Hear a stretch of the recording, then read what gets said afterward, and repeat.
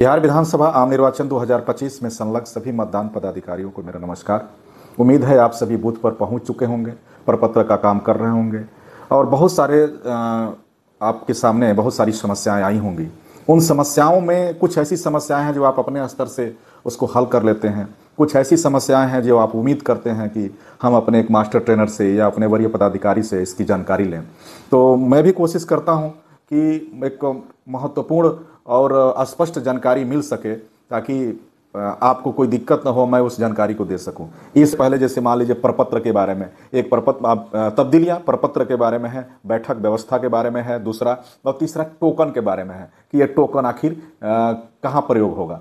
तो मैं प्रपत्र के बारे में बता दूं कि जैसा कि प्रशिक्षण में दिया गया है, स्पष्ट आप ये चीज़ें आप लोगों को बताई गई कि क्या किया जाएगा ओपन पैकेट में, तो जमा करना है। देखिए स्पष्ट है कि फोल्डर जमा करने वाली जो सामग्री है खुला लिफाफा में जो प्राप्त किया जाएगा, उसमें नंबर 1 पर पीठासीन की डायरी है, पीठासीन की डायरी। 2 नंबर पर मत पत्र का जो लेखा है 17C का द्वितीय प्रति वो रहेगा, ओपन पैकेट की मैं बात कर रहा हूं। तीसरा है 20 बिंदु का प्रतिवेदन, 20 बिंदु का प्रतिवेदन।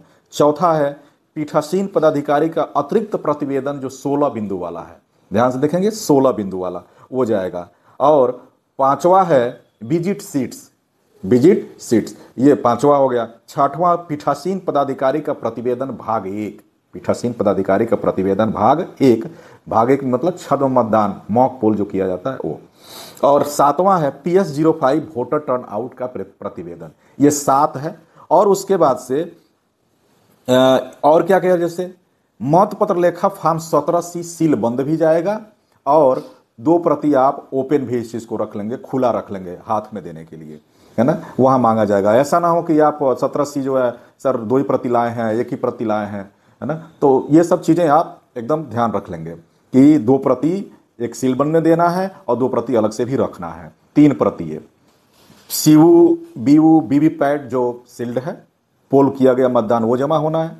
और वीवीपैट मशीन का मॉक पोल युक्त वीवीपैट पर्ची सील्ड बॉक्स का ये ओपन पैकेट में ही जाएगा। और पीठासीन पदाधिकारी की घोषणा जाएगी, यानी कुल 11 हो रहे हैं इसके अनुसार, ठीक है ना। इसकी सूची हम डाल देंगे, आप इस सूची को देख लीजिएगा।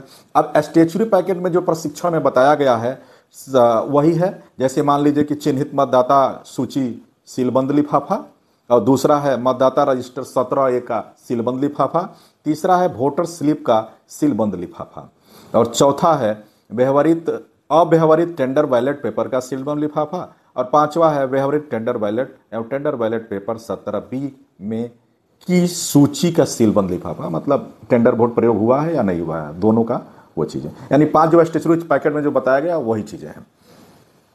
अब बाकी इसके अलावा ओपन पैकेट के अलावा और स्टैच्यूरी पैकेट जो सांविधिक लिफाफ कागजात है उसके अलावा नॉन स्टैच्यूरी है ना, ये नॉन स्टैच्यूरी वाला जो है वो उसमें चिन्हित मतदाता सूची प्रति वाला लिफाफा है ना, अभिकर्ता की नियुक्ति का प्रपत्र 10 हो गया, या अंधे शिथिलांग विकलांग अभ्याक्षेपित मत क्षतिग्रस्त पेपर, ये सारी चीजें है ना वो नॉन स्टैच्यूरी में जाएगा। आप लोगों को महत्वपूर्ण जो है ना ओपन पैकेट और स्टैच्यूरी पैकेट, जो स्टैच्यूरी सील बंद होगा और ओपन पैकेट खुला होगा, तो ये 2 चीजें एकदम आपको स्पष्ट तैयार रखना है। अभी मैं कुछ तब्दीलियों के बाद वीडियो के अंत में बताऊंगा कि एक प्रिजाइडिंग ऑफिसर के लिए ऐसे कौन कौन से मंत्र है जो आप कलेक्टिंग सेंटर पर जब जमा करने जाएंगे तो उसमें किसी प्रकार की समस्या अगर आती है तो आप उसको कैसे निपटान करेंगे, ये अंत में बताऊंगा। लेकिन पहले संशोधन में बता दूं। अब जो है ये प्रपत्र के बारे में हो गया कि आपको ओपन पैकेट में स्टैच्यूरी पैकेट में कैसे जाना है, ये स्पष्ट निर्देश है, इसका आदेश भी जारी हुआ है और उसी आदेश को मैं आप डाल भी दूंगा, देख लीजिएगा। एक है बैठक व्यवस्था, इसमें बहुत ज़्यादा मतलब फोन आ गया कि बैठक व्यवस्था कैसे होनी चाहिए। हालांकि इसके संदर्भ में जो ECI का नियम है, मत की गोपनीयता भंग ना हो, जिसके वजह से हमारे बिहार में हर जगह जब चुनाव अब तक जितने हुए हैं उसमें बाहर ही बैठने की व्यवस्था हुआ करती है। लेकिन अन्य राज्यों में पोलिंग पार्टी जो है कमरे के अंदर बैठती है और उसके लिए जो वोटिंग कंपार्टमेंट जो मिलता है उससे बीयू का और वीवीपैट को कवर करके मत की गोपनीयता को बनाए रखने का काम किया जाता है। कल जाती तो सेक्टर पदाधिकारी ये बात कह रहे हैं प्रिजाइडिंग ऑफिसर से कि आप अंदर बैठिए, तो चूंकि बूथ पर वो आपके पदाधिकारी हैं, उनके निर्देशों का पालन करना आपका धर्म है, ठीक है। तो आप अंदर जगह है तो आप पर्याप्त अंदर बैठने की व्यवस्था उस हिसाब से करें कि मतदाता को जाने और आने की सहूलियत हो। और इस संदर्भ में ईवीएम को कवर करने की और सीयू के जो वायर है उसको कवर करने की जिम्मेदारी आप लोग के ऊपर है कि रस्सी से बांध करके उसके वायर को रखें, ताकि कोई मतदाता आए और जाए तो उसके पैर में लग करके फंसे नहीं, गिरे नहीं। तो ये बैठक व्यवस्था क्लियर हो गई। आप सेक्टर पदाधिकारी के अपने निर्देशों का पालन करें, ठीक है। तीसरा है टोकन के बारे में। ये सबसे ज्यादा प्रश्न पूछा गया कि टोकन के बारे में क्या है, कि टोकन कैसे प्रयोग करना। ये एक नया चीज है जिसको प्रशिक्षण में तो ये कभी मतलब इसका नाम भी तक नहीं लिया गया कि ऐसा भी मतलब एक नया परिवर्तन हो सकता है। तो चूंकि ये चुनाव है और महापर्व है और ये पूरे इलेक्शन कमीशन ऑफ इंडिया का दिशा निर्देश के अनुसार समय समय पर कि कैसी पारदर्शिता लाई जा सकती है, सहूलियत कैसी होती है, किन किन चीज़ों को इसमें और शामिल किया जा सकता है, ये सब चीज़ें हैं। तो इस बार जो है ना ये नया मिला हुआ है, कहीं 1200, 1400, 1500 इस हिसाब से ना जितना वोटर है उसके सापेक्ष ये चीज़ें गड्डी का गड्डी मिला हुआ है। अब लोग ये पूछ रहे हैं कि ये क्या होगा भैया, ये क्या होगा। मैं नहीं तो कम से कम 10-12 मास्टर ट्रेनर से बात कर चुका, अन्य जिलों में मैं बात कर चुका। संतोषजनक उत्तर जब तक नहीं मिल रहा था तो मैं किसी को जवाब नहीं दे पा रहा था, मैं वीडियो नहीं बना पा रहा था कि इसके माध्यम से आपको सूचना मिले। फ़ोन जो कर रहे हैं उनको मैं सटीक जानकारी नहीं दे पा रहा था। तो अब मुझे एक संतोषजनक जवाब यह मिला है अन्य जिलों से भी ये बात करके और अपने भी कुछ अनुभवी लोगों से और पदाधिकारियों से भी कुछ सलाह मशवरा करने के बाद ये जानकारी मिली कि इसको P1 और P2 और P3 से इस पर्ची को गुजरना है। और कैसे गुजरना है, जैसे कोई वोटर आता है जो ईपिक लेके आता है, वोटर कार्ड लेके आता है ईपिक, तो जो ईपिक लेकर के आएगा उस मतदाता के लिए P1 जो है इस टोकन को जारी करेंगे। P1 इस टोकन को जारी करेंगे। इसमें जैसे लिखा हुआ है टोकन में कि मतदाता का क्रमांक जैसा मतदाता सूची में दर्ज है, मतदाता के पास उपलब्ध पहचान पत्र, वोटर कार्ड, ईपी अन्य, ये लिखा हुआ है। तो मान लीजिए कि पहले मतदाता आया P1 के पास, तो P1 महोदय उसका पहचान तो देखेंगे ही देखेंगे, और पहचान करने के बाद यदि वह ईपिक लेके आया है तो जैसे पहला वोटर है और पहला ईपिक मान लीजिए आ गया, तो पहला ईपिक पहला वोटर आया, पहला ईपिक लेकर के आया पहला वोटर, तो उस स्थिति में उसके मतदाता सूची में जो क्रमांक है वह यहाँ लिखेंगे और लिखने के बाद वोटर कार्ड जो ईपी है ईपी पर टच कर देंगे और टोकन के आगे वो सीरियल नंबर 1 लिख देंगे कि पहला है ना। इस तरह से और यह फिर टोकन लेकर के और अपना इसी टोकन के बाद वो चिन्हित करेंगे, ठीक ना, तभी चिन्हित करेंगे। और उसके बाद से यह टोकन लेकर के P2 के पास जाएंगे, जो मतदाता है वो P2 के पास जाएगा और P2 जो है ईपी लेकर के उनका और ईपी का जो ईपी लिखेंगे, लिखने के बाद एक मतदाता पर्ची वो भी जारी करेंगे, एक मतदाता पर्ची वो जारी करेंगे, P2 ये जारी करेंगे। तो अब वह मतदाता पर्ची भी देंगे मतदाता को और यह जो टोकन है वह फिर P2 उनको देंगे और वोटर कार्ड देंगे। यह ले करके वह P3 के पास जाएंगे और P3 का भी काम इस बार बढ़ गया कि P3 उस टोकन को भी वो संधारित करेंगे और मतदाता पर्ची भी संधारित करेंगे, अमिट स्याही भी लगाएंगे और क्या करेंगे, बैलेट ऑर्डर भी देंगे। तो इस बार जिम्मेदारी बढ़ रही है। तो जिम्मेदारी बढ़ रही है तो बहुत बड़ी तब्दीली नहीं है कि आप इस काम को पोलिंग पार्टी ना कर सके थोड़ा।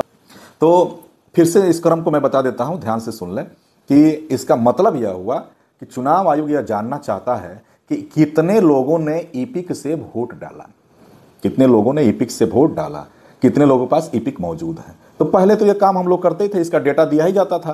तो प्रिजाइडिंग ऑफिसर मांग लेते थे P2 से कि P2 महोदय आप 17 ये रजिस्टर देख करके ये बताइए कि कितना ईपिक से वोट पड़ा है, कितना अदर से वोट पड़ा है। तो P2 महोदय प्रत्येक पन्ने पर 17A के वो नोट करते थे कि कितना गिन करके कि इसमें टोटल करने के बाद वो बताते थे कि सर 400 वोट अगर हुआ तो उसमें 100 वोट ईपिक से पड़ा है और 300 अदर से पड़ा। इस टाइप को गिन करके अपना बता देते थे। लेकिन इसको चुनाव आयोग ने इस बार इसको शामिल कर दिया विधानसभा आम निर्वाचन 2025 टोकन, कि इस टोकन के माध्यम से ही लास्ट में काउंट कर लिया जाएगा कि कितने ईपी से वोट पड़े हैं। तो इसके लिए फिर से मैं काम को बता दूं, फिर से ध्यान से सुन लें कि P1 महोदय के पास कोई मतदाता आता है, यदि उसके पास ईपी है, वोटर कार्ड है, तो उसके लिए सीरियल नंबर टोकन नंबर 1 यहाँ लिखेंगे, मतदाता सूची का क्रमांक जो है उस पर दर्ज करेंगे और नीचे ईपी पर टिक कर देंगे और फिर मतदाता को दे देंगे और अपने मतदाता सूची में चिन्हित कर लेंगे। और वोटर कार्ड जो है वो भी जो लिए हैं पहचान, वो भी फिर मतदाता को दे देंगे। अब मतदाता P2 के पास जाएगा तो P2 को वो देगा, अपना ईपिक देगा और जो ये टोकन जो जारी हुआ है यह उन्हें देंगे।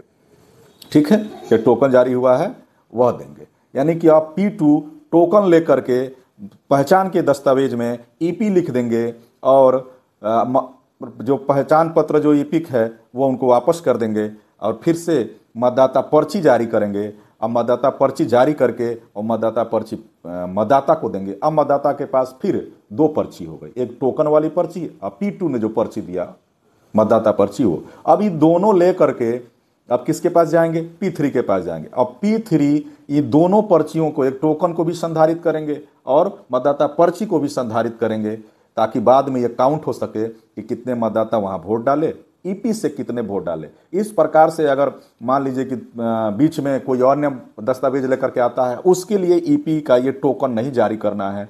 जो फिर कोई मतदाता चौथा, पांचवा, छठवां या जो भी मतदाता आ रहा है उसके लिए फिर टोकन जारी करना है। तो पहले से P1 महोदय इस टोकन पर 1 से लेकर के और 100 या 150 या 200 के आसपास तक इस सीरियल नंबर का ये अपना बना कर रख लेंगे। जैसे जैसे मतदाता आएगा उसका मतदाता सूची का क्रमांक और EP पर टिक करके दे देंगे। ध्यान रहे कि जो EPIC लेकर के आएगा उसी को टोकन जारी करना है, बाकी को टोकन नहीं जारी करना है। इसका उद्देश्य यही है कि लास्ट में सिर्फ पर्ची के देख करके सीरियल नंबर ये पता चल जाए कि कितना EPIC है। अब इसमें P2 को जो गिनना पड़ता था, काउंट करना पड़ता था 17 रजिस्टर में, वो नहीं करना है। इस बात का ध्यान रखना है। यह अब यह है कि भाई मतदाता पर्ची तो जो उसको दिया जाता है P3 के पास वो तो स्टूचरी में जाता है, लेकिन ये टोकन है ये अन्य पैकेट में, आपका चौथा पैकेट में, अन्य पैकेट में इसको भर करके जो बाकी चीज़ें जो अनयूज्ड वाली जो सारी चीज़ें रहती हैं उसमें ये चला जाएगा। ठीक है, ये क्लियर हो गया, कोई दिक्कत नहीं होनी चाहिए और बहुत बड़ी कोई बात नहीं है। और आप कर लेंगे, आप पोलिंग पार्टी एकदम मजबूत है, सभी लोग कर लेंगे, ये चुनाव आयोग का विश्वास है। और नए संशोधन को स्वीकार करना चाहिए क्योंकि हम सारा काम कर रहे हैं तो वो भी काम कर लेंगे और करना ही करना है, ना करने का कोई प्रश्न ही नहीं बनता है। ठीक है, तो इस चीज़ को कर लेना है। ठीक है, तो और इसके बाद से एक चीज़ और बता दें कि कभी कभी कलेक्टिंग सेंटर पर जो महत्वपूर्ण बात कि जब आप जमा करने जाएंगे तो प्रिजाइडिंग ऑफिसर ये काम करेंगे क्या कि अपने साथ बूथ का मोहर, चपड़ा, मेटल सील, सुई, धागा, मोमबत्ती, माचिस ये और रस्सी जो मिलेगा, ये सब चीज़ें अलग रख अपने पास रख लेंगे, बैग में अपने पर्स अलग रख लेंगे। कभी कभी ज़रूरत पड़ जाती है सील की स्टूचरी से निकाल करके 17A फिर से इसी में जमा कर दीजिए, वो खुला में दीजिए। जैसे पिछले बार लोकसभा में छपरा में ये सारण में ये चीज़ें हुई थी कि ओपन पैकेट देने के बाद उन्होंने कहा कि 17A ओपन में जाएगा, आप 17A दीजिए और उसके बाद उसको सील्ड होना चाहिए जो बचेगा शेष। तो अब पहले से सील्ड तो बूथ पर किया गया था, अब क्या किया गया कि फिर से स्टूचरी पैकेट को फाड़ा गया और फाड़ने के बाद 17A निकाला गया और निकाल करके फिर ओपन में उनको हाथ में दिया गया और फिर से उसको सील्ड किया गया। तो सील्ड किया गया तो अगर मान लीजिए कि बाकी सामान अनयूज्ड में पैक करके सील करके रख देंगे तो फिर कहाँ, इसलिए जरूरी है कि आप बूथ का मोहर है ना, चपड़ा, धागा, सुई, मेटल सील है ना, मोमबत्ती, माचिस ये सब चीज़ें अलग रखना चाहिए सहूलियत के लिए कि जो कब जरूरत पड़ जाए, कहाँ जरूरत पड़ जाए, आपके पास रहेगा तभी इस काम को कर लेंगे। ठीक है, और ज़्यादा से ज़्यादा इसको अन्य लोगों के पास पहुंचाइए कि जो संशोधन है वो सबके पास पहुंच जाए और चुनाव कराइए आप लोग। चुनाव आयोग का ये स्पष्ट है कि वह स्वतंत्र, निष्पक्ष और पूरी पारदर्शिता के साथ वो काम कर रहा है और उसकी जिम्मेदारी आप सभी के कंधों पर है, पोलिंग पार्टी के कंधों पर है, सभी मतदान में लगे हुए मतदान कर्मियों की है, हम सभी की है, हम सभी लगे हुए हैं। तो पूरी निष्ठापूर्वक, ईमानदारी पूर्वक, समर्पण के साथ और निष्पक्ष होकर के चुनाव को कराना है। बहुत बहुत धन्यवाद।